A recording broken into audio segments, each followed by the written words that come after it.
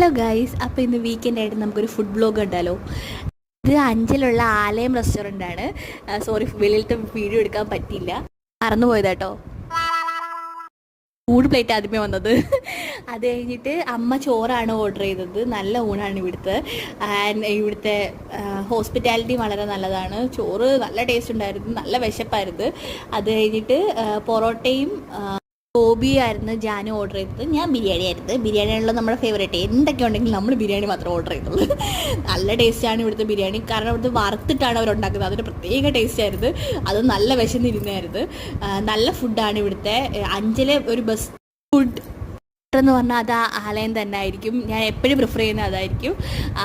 വളരെ നല്ല റെസ്റ്റോറൻ്റാണ്. നിങ്ങൾ എന്തായാലും ഇവിടെ വരുവാണെങ്കിൽ ട്രൈ ചെയ്ത് നോക്കണം.